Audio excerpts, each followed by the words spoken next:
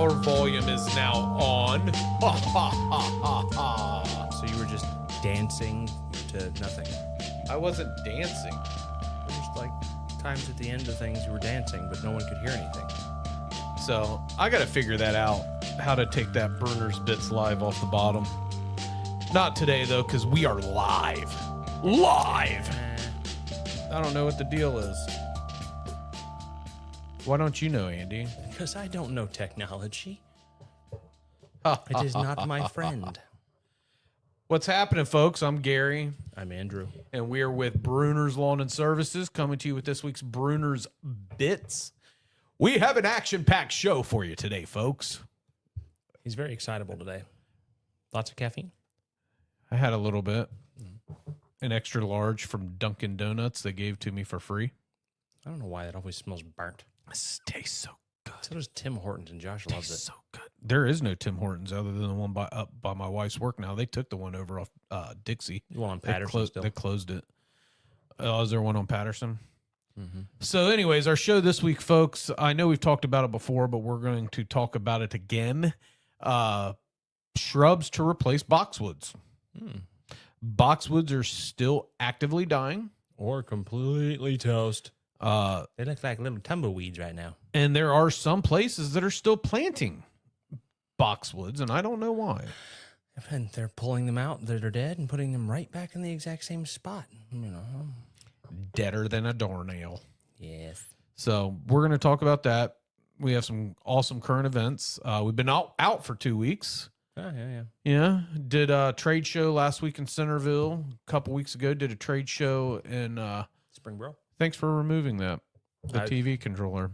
Hey, we're just all kinds of hodgepodge today. This always bothers me. I forgot my water. Oh, But anyways, yeah, we've done a lot of stuff. We were approached to possibly put our show on public access. We denied it. We wouldn't have been able to market Brunner's, and like that's the whole point. And I occasionally say bad words. Yeah, I used to. I don't so much anymore. He's behaved. I'm behaved. Oh, So didn't put your phone on silent. It's not in here. My phone's in the other room. Your ringer's loud then. I'm deaf. So, Lisa. Oh no, it's right there. Oh, hold on a second, folks. Aha. Let me turn my ringer off of my phone. So, yeah, this is a prepared show for you guys, you know. Anyways, but before we get started, it's current events time. Back to the beginning. There's Mick. Oh, goodness. Yeah, this is how we roll. Yeah, I'm not changing anything. We're bass backwards today. That's okay. Hey, dude, it's landscaping season. We are swamped. We are swamped. Mm-hmm. So with that being said, current event number one is it is the year of the El Nino, the super El Nino. So tell us what you've learned about the El Nino, Andy. Not a whole lot more than what I already knew. I didn't even know there was a super El Nino until I saw it like last week. I'm like, Happens every 20 years. 10 to 20, like, possibly once a decade or so. And it just means we're going to have a very warm summer and a mild winter is what they're calling for. So. And a very dry summer, which we're finding that already this spring. It is compared to last year, we were whole weeks right now of nothing but rain where we couldn't do anything, and now we're like, oh look, it spit for 6 seconds. Yeah, it's actually been the last 2 years, like rain up until July nonstop. Like the past couple years, our lawn mowing crews would have been mowing every single Saturday. Right now, they've yet to mow one Saturday. Yep. No, they did. When did they mow? First week, I think. Really? I don't believe so. The last 3 weeks. They landscaped. Oh, well, yeah, I guess they helped landscape. If we mowed, it was minimal. Like we haven't been rained out yet. There's a chance. No, we did get rained out in March with landscaping, but not with mowing. And there's a chance tomorrow. Yeah, but Saturday looks like the big day. Yeah, 80% now, but it could cook off. Yeah, but we'll see. The landscapers would probably enjoy not having to work Saturday. I mean, we are swamped. So anyway, Super El Nino, do you know what causes it? Rising sea temperatures from the Earth's crust warming the oceans. Yes, which changes the jet stream and brings the warm water down south or up north or flippy floppy, however. Yeah. But anyways, it's causing us some issues. Typically, we can plant plants right now, and we don't have to worry about watering them. Yeah. We're having to worry about watering them. And I have a strong premonition we're going to be watering them all freaking season. Yeah, probably. So that we don't replace them. But at that point, we have to tell clients like, hey, we're going to have to bill you. Right. Or you're going to have to, like, some of the properties we're watering have irrigation systems that they're not turning on. Mm-hmm. So, and there's not a... Now, do I fault them for not turning them on? Probably not, because they're so destroyed and probably need to be replaced. But yeah, one specifically. But we can't just spend weekly watering plants without billing for it. I'll find a water truck, like a big, huge one, and Yeah, we'll see. But yeah, we're planting a lot. Fortunately, like at some of our properties that we're doing, there is some irrigation that it assists, but still, it's not good enough. Not good. Most of it's turned towards the turf, not the mulch beds. Yeah, exactly. So super El Nino, it's a thing. I mean, I'll take a mild winter, after this last one. Yeah, but yeah, I mean, just no more 20-inch storms. I'll take a normal 2-incher. Touche. Here's another good one. Mark Wahlberg is writing a Pete Rose movie. Okay. I love baseball. It's Red season. I know you're not a sports ball guy, but it's I know who season. Pete Rose is. I guess the movie is going to take place between, if it does get approved and go through, it's going to take place between 1982 and 84, which is when he was a player manager. I believe he got in trouble for gambling in like 88, I think it was, but I could Google it for you. no, I'm pretty confident because Lou Piniella took over in 89. So he's going to Google it anyways. He's going to try to prove me wrong. Oh, I don't know. But anyways, Mark Wahlberg is doing a Pete Rose movie. Is he going to play Pete Rose, or is he I don't just know writing it? I don't know if he's just writing it or if he's going to play him. He could play. Mark Wahlberg can play just about anything. He's one of my favorite actors right now. I think he does a good job in most movies that he does. It's weird seeing him go from the Marky Mark and the Funky Bunch to... Or from, well, never mind. Dirk Diggler. There you go. I wasn't going to go there. But Boogie Nights. Boogie Nights. Yeah, that was a good movie, though. Yeah. Him and, what was his name? He just passed away a couple years ago now. Crud, blonde-haired guy. He was in Patch Adams. He was in Twister. He was in Boogie Nights. Philip Seymour Hoffman. Yes, there it is. I wasn't going to get that. Yeah. When you said Patch Adams, I was like, oh, Philip Seymour Hoffman. Yeah. Great movie. Robin Williams. Very much so. But nonetheless, Robin Williams was great too. Nonetheless, there is going to be a Pete Rose movie, hopefully, written by Mark Wahlberg. Did you look it up, or is it still looking? 89. Is that's when he got busted? 89. Yeah, he got in trouble in April 89 and agreed to a permanent ban in August of 89. And then Lou Piniella took over, and the Reds won the World Series with Pete Rose's baseball team. Anyways, I spelled it wrong. I guess Buc-ee's only has one C, but the Buc-ee's in Huber Heights is now open. See, I'm a little slow because I thought it was Busey's. I didn't even really register that it's a darn beaver. Butter sausage. Yeah, that's Gary Busey. I mean, he's got some big old. I like teeth. butter sausage. Yeah, He's an old man. He's like in his 80s, and people don't even realize his poor son looks just like him. Wow. Yeah. Was it Contact?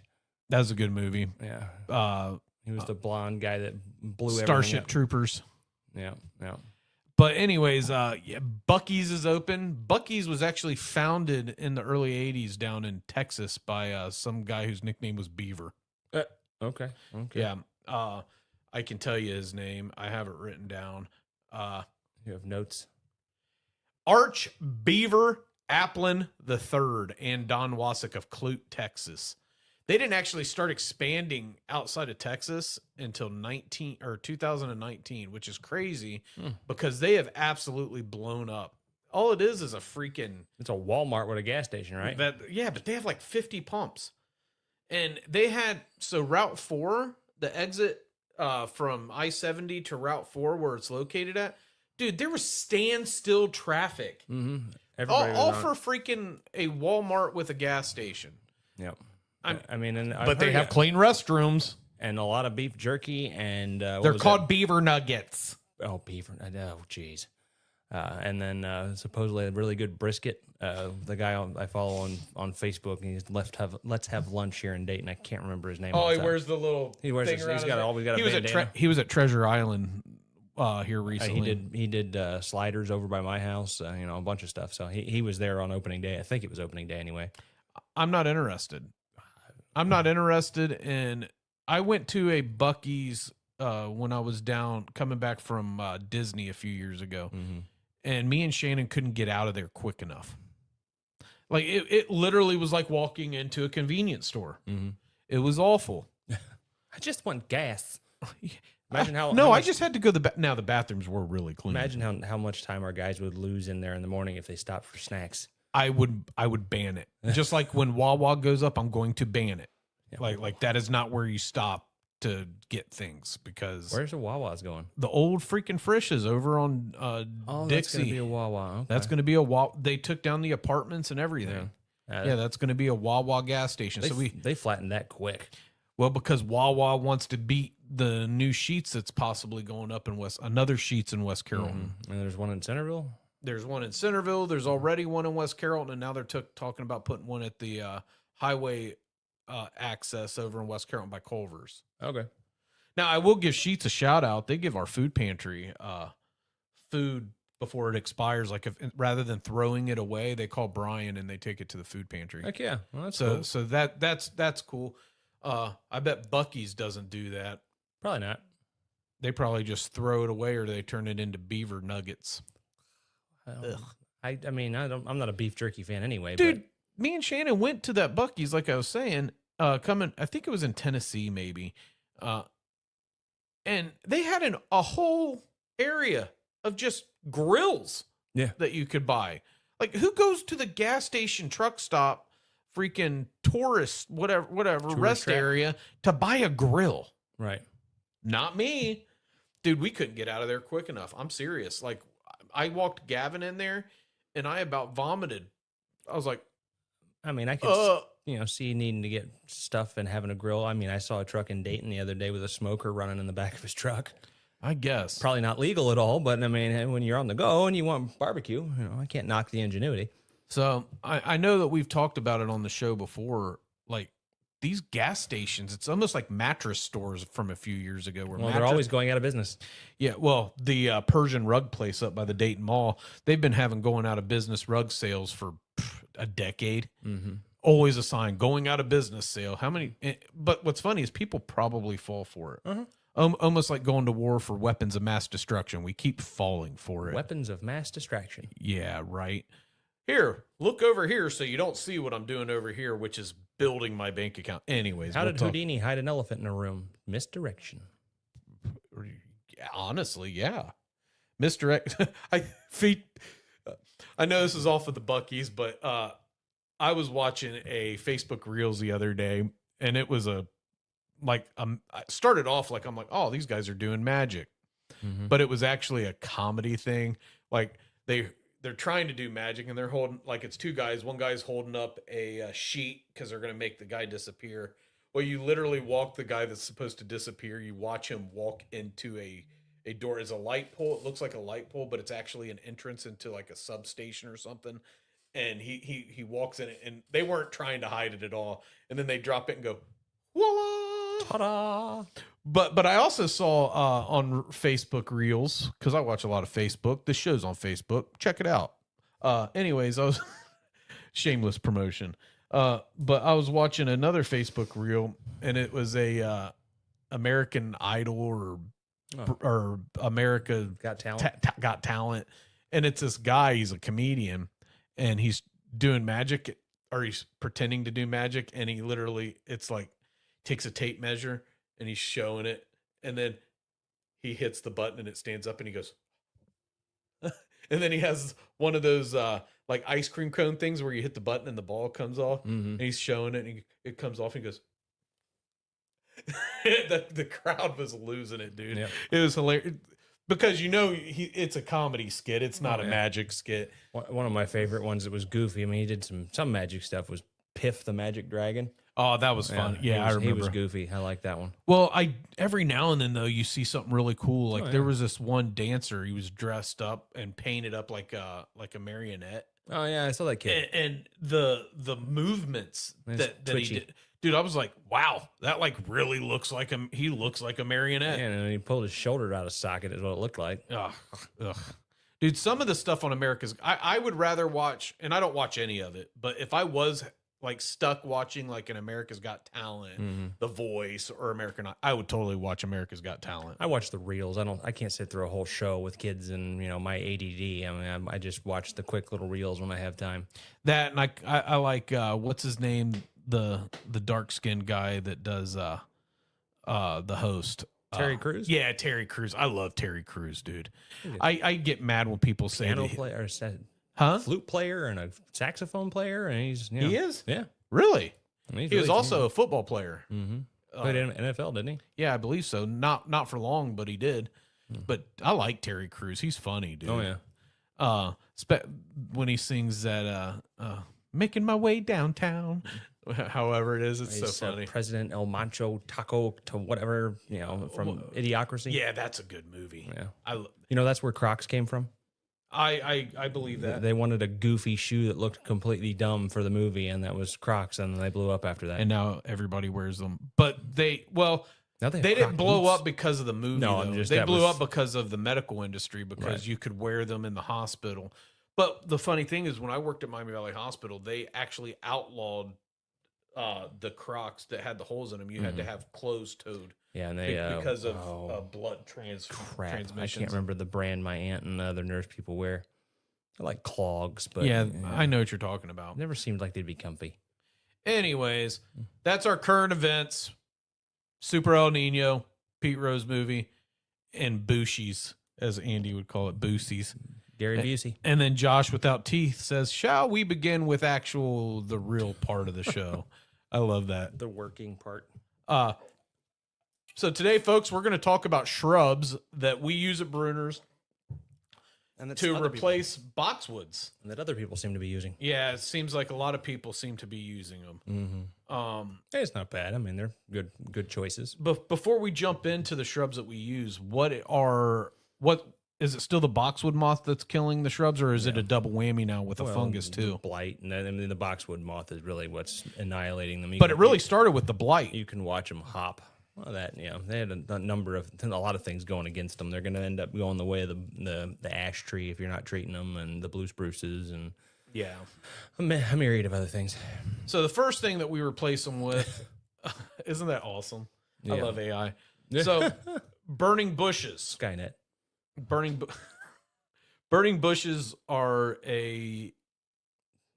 depending on the size, they're a good choice. The little Moses are nice, but they still get big. 3 to 5 feet, and then they'll go on past that if you're not maintaining them. Oops. What are some issues that we could run into with burning bushes? Poor placement mostly, and then them being up against things, them growing together, and then eventually if they've gotten well past their if I could talk. Well past the size and getting old, they get life cycle. Thank you. They get real woody and thick, and they're prone to a couple of different things. But hard pruning them back. You got to do it at the right time so you don't kill them off. You can be quite aggressive with them in the right time, but most of the time it's people plant them very close to buildings, and then they're not well maintained, and then they're huge and touching the building or in your gutters or. They are beautiful in the fall, though. Yeah. That good fall color. That red. But they're a nightmare because the leaves, when they actually fall off, they stick into the grass. So it's not like, and there's so many of them that it's not like say a maple leaf that you use a backpack blower, blows easily into a pile. The burning bush leaves, it's almost like they stick to the grass. They seem to fall late too. They do, but they're gorgeous. They're also don't need a lot of water. No, they're not as temperamental.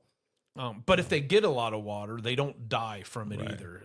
It's not one of those like they could get a lot of water. They can not get a lot of water. They really don't care. They don't do too hateful, and I mean they don't like full shade, but they'll survive there if they get a little bit of sun. So, are we planting a lot of those right now? Not right now. I haven't planted any this season starting. I mean, we're only a few weeks in, and with the choices that we're talking about in a minute, most people are leaning towards those because they're seeing them. Other companies are planting them. They're good alternatives that are small, plan for the future, not for right now,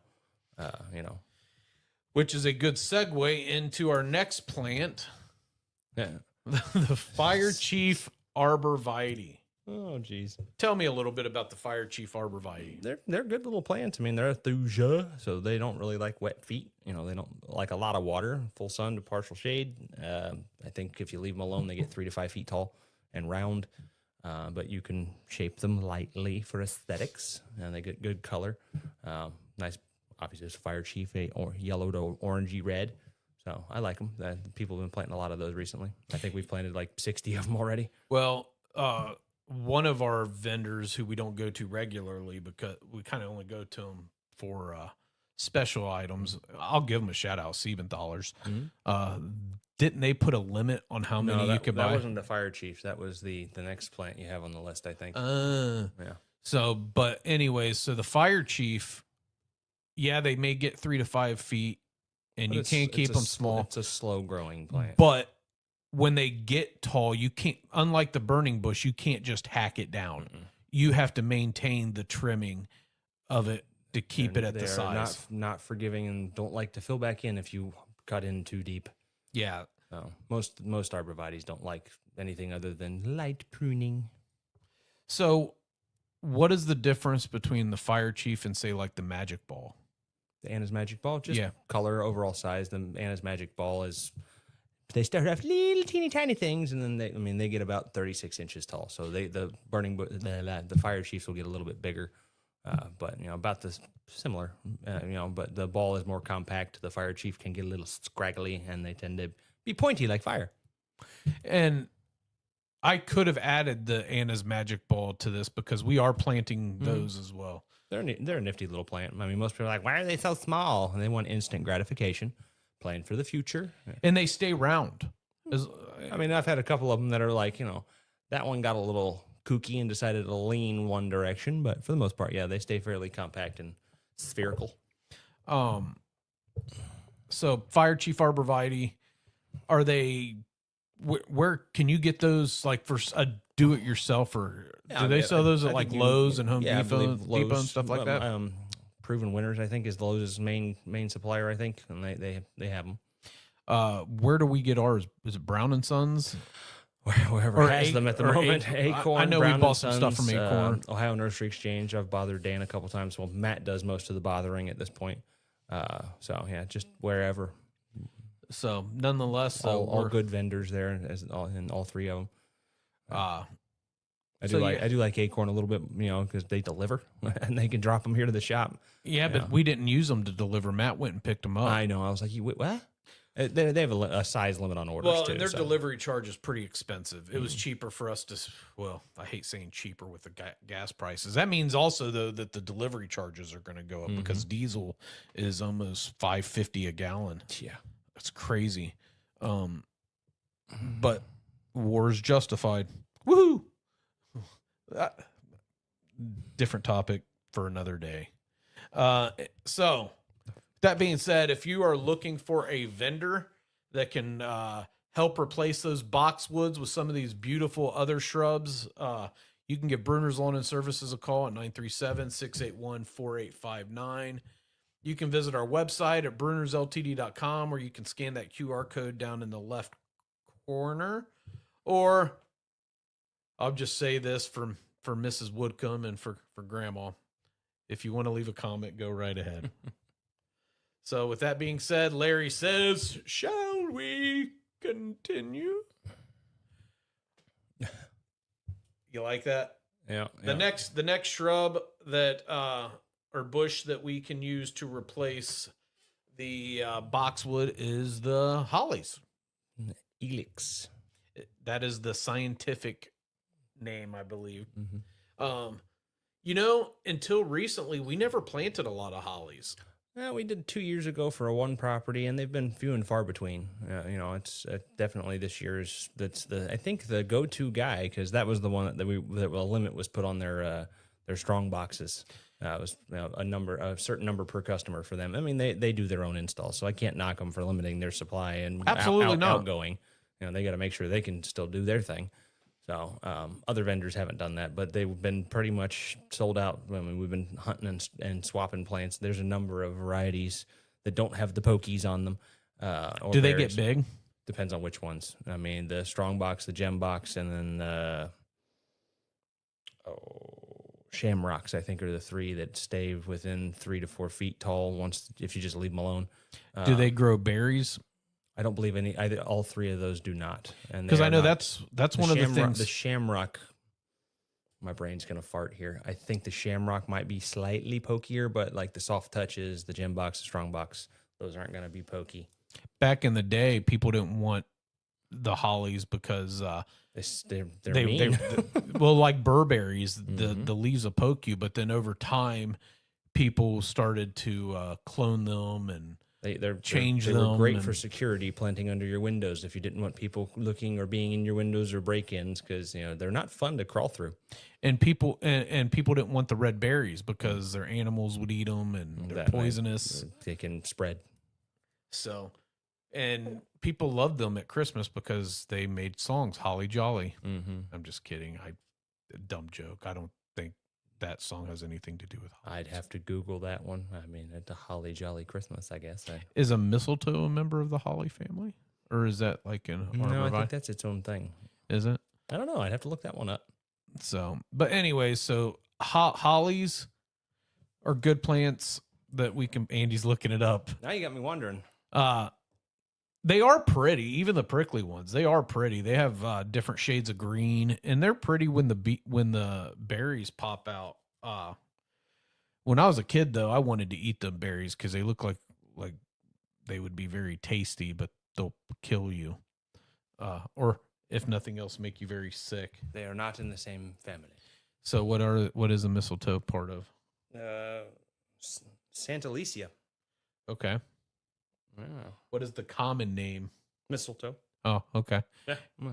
Is it its own shrub? Yeah, I guess. Okay. Learn something new every day. I can go home. Yeah. Now. Yep. Make sure I have stumps to grind. You do. I have interviews to conduct. Even though they're not on the show, a couple other plants, like we said, you can use Anna's Magic Ball. You can use low-lying junipers to replace. You can use Taxus hicksii. You can use Grollo sumac. You can do a lot of different things. Yeah, there's a lot of stuff you can do, but folks, do not plant boxwoods, especially if you're a DIYer. Don't plant boxwoods. If you're going to maintain it, I mean, I think but that'd be expensive because the treatments that you have to do. People like them. I mean, there's people that are still treating their ash trees every year and all that, and making sure they stay kicking. Didn't we run into a lady at the trade show that? So I know that they're not going to be watching it, but just so you know Mitch Colbert that lives over in Timber Park, the real big guy. Yeah. He won the chainsaw. Ha! There you go. So finally, somebody won something that we actually know. Midnight gardening, here we come. Yeah, he won the chainsaw. We're gonna have debris to pick up. Yeah, I made a pile. My guess is he'll sell it because I don't see why he would even need it at his place. I mean, it'll cut wood. He's a carpenter, or a handyman, or something like that, right? No, he does IT. Oh, I'm mixing guys up. Yeah, Mitch is the ginormous guy that his height almost won't allow him to walk through the doorway. Yeah, he likes craft beers. Yeah, he's super good, dude. But he can drink a beer in like 2 drinks. I mean, the big Stein is like a normal beer in my hand. I mean, he's massive. So a couple years ago, we helped Jesse Gaither's wife move her shop, and when Mitch holds a can of beer, looks like one of those. You can't see the can. Looks like he's holding one of those little V8 cans. Yeah, and we're moving, and he had him a beer like it was 10 o'clock in the morning, and it was done. Imagine him in college. I'm willing to bet you that it takes a lot of beers. Oh yeah, I bet you he could drink a lot of beers. Andre the Giant drank like 196 beers in one sitting or something like that. He didn't get drunk. Yeah, humongous. Can you imagine how much you'd have to pee? I mean, he'd have to have the water intake or something close to that just to survive. You'd think. I mean, there's the music. we can actually hear it now, though. Yeah. How silly of me. We had a few shows that like I didn't realize that you couldn't hear the music. He could though, and he was over. I could in my headphones, but nobody else could because I had the button muted. But now you can hear it. So I can't. It's fine. So, all right, folks. Thanks a lot for joining us. Andy and I got to get to it. We are in our busy season. So have a great day. Have a great life. And always remember what matters, Andy. Satisfaction. All right. Peace out, folks. Bye.